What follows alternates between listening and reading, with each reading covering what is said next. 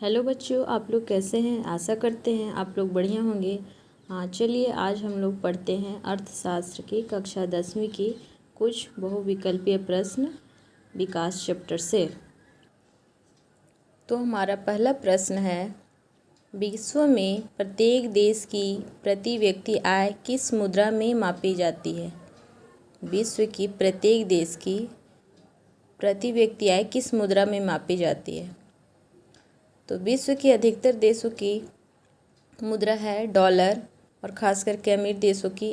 तो इसका आंसर होगा डॉलर। यानी किसी भी देश का यदि प्रति व्यक्ति आय मापा जाता है तो वो है डॉलर में। इसका आंसर होगा ऑप्शन नंबर सी, डॉलर। सामान्यतः किस देश का विकास किस आधार पर निर्धारित किया जाता है। किसी देश का विकास किस आधार पर निर्धारित किया जाता है। तो ऑप्शन ए है प्रति व्यक्ति आय, ऑप्शन बी है औसत साक्षरता दर, ऑप्शन सी है लोगों की स्वास्थ्य स्थिति, और ऑप्शन डी है इनमें से सभी। तो इनमें से सभी ऑप्शन इम्पॉर्टेंट है, इसलिए इसका आंसर होगा इनमें से सभी। नेक्स्ट, निम्नलिखित पड़ोसी देशों में से मानव विकास के लिहाज से किस देश की स्थिति भारत से बेहतर है। तो पड़ोसी देश में हम लोग देखते हैं पाकिस्तान, बांग्लादेश, नेपाल, श्रीलंका।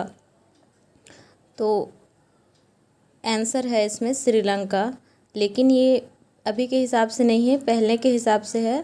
और आंसर चूँकि श्रीलंका ये मान रहा है तो आपको भी मानना होगा, क्योंकि अगर एग्ज़ाम में इस तरह का क्वेश्चन आते हैं तो आपको ही श्रीलंका लगाना होगा, क्योंकि कंप्यूटर में जब और सेट चेक होता है तो वो कंप्यूटर में जो सेट होता है उसी को सही मानता है।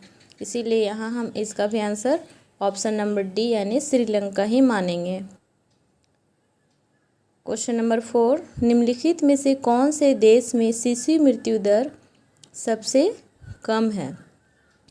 तो केरल, चूँकि सबसे शिक्षित राज्य है तो केरल में ही शिशु मृत्यु दर सबसे कम है। निम्नलिखित में से कौन सा देश अल्प विकसित देश है। तो निम्नलिखित में से कौन सा देश अल्प विकसित देश है। ऑप्शन जब हम देख रहे हैं तो देखते हैं भारत, चीन, बांग्लादेश और इनमें से सभी। तो इनमें से सभी देश है जो कि अल्प विकसित है, तो ऑप्शन नंबर डी इसका आंसर होगा। नेक्स्ट, मानव विकास रिपोर्ट किसके द्वारा पेश की जाती है। तो मानव विकास report option number A UNDP के द्वारा पेश की जाती है। सभी ऑप्शन जो यहाँ है थोड़ा सा मिलता जुलता है, जैसे MNDP, UMDP, UNDC, लेकिन इसका सही आंसर होगा UNDP। नेक्स्ट क्वेश्चन, लोगों के विकास के लक्ष्य होते हैं। लोगों के विकास के क्या क्या लक्ष्य होते हैं, जैसे समान, ऑप्शन नंबर बी भी और परस्पर, ऑप्शन सी अपरिवर्तित, ऑप्शन डी इनमें से कोई नहीं। तो लोगों के जो विकास के लक्ष्य होते हैं वो परस्पर एक दूसरे से विरोधी भी हो सकते हैं और भिन्न भी हो सकते हैं, तो इसका ऑप्शन होगा सी। नेक्स्ट, सतत विकास का उद्देश्य है। सतत विकास का क्या उद्देश्य है। ऑप्शन नंबर सी, सतत विकास के लिए एवं आने वाली पीढ़ी दोनों के लिए विकास को ही सतत विकास कहते हैं। इसको धारणीयता से संबंधित विकास भी कहते हैं, यानी धारणीय विकास। नेक्स्ट, भूमिहीन ग्रामीण मजदूरों के लिए निम्नलिखित में से कौन सा विकास का लक्ष्य हो सकता है। तो वैसा मजदूर जो भूमिहीन है और ग्रामीण भी है तो उसका विकास का लक्ष्य यही होगा कि उसको बेहतर मजदूरी मिले, ऑप्शन नंबर ए। नेक्स्ट, शिशु मृत्यु दर का क्या है, अर्थात शिशु मृत्यु दर का अर्थ क्या है। तो इसका आंसर होगा ऑप्शन नंबर बी, किसी वर्ष में पैदा हुए 1000 जीवित बच्चों में से 1 वर्ष की आयु से पहले मर जाने वाले बच्चों की संख्या ही शिशु मृत्यु दर है। यानी 1 वर्ष से कम आयु के जो बच्चे मर जाते हैं 1000 जीवित बच्चे में, उसे ही शिशु मृत्यु दर कहते हैं, ऑप्शन नंबर बी। मानव विकास सूचकांक प्रदर्शित करता है। मानव विकास सूचकांक क्या प्रदर्शित करता है। लोगों का संपूर्ण विकास। निम्नलिखित में से किसे औसत आय भी कहा जाता है? औसत आय प्रति व्यक्ति आय को कहा जाता है। ऑप्शन नंबर सी प्रति व्यक्ति आय।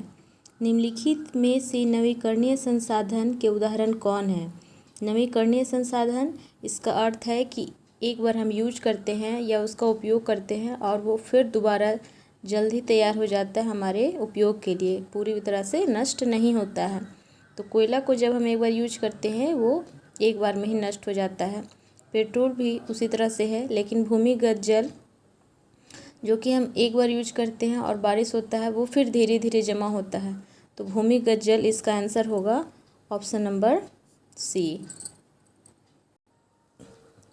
नेक्स्ट क्वेश्चन है, निम्नलिखित में से कौन भावी पीढ़ी के कल्याण को परिभाषित करता है? तो धारणीय विकास भावी पीढ़ी के कल्याण को परिभाषित करता है। ऑप्शन नंबर सी। जीडीपी का अर्थ क्या है? ऑप्शन नंबर सी, जीडीपी का अर्थ सकल घरेलू उत्पाद होता है।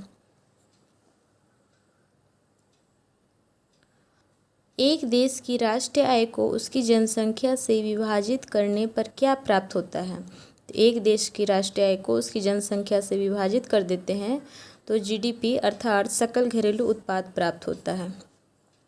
नेक्स्ट क्वेश्चन, भारत के किस राज्य की साक्षरता दर सर्वाधिक है?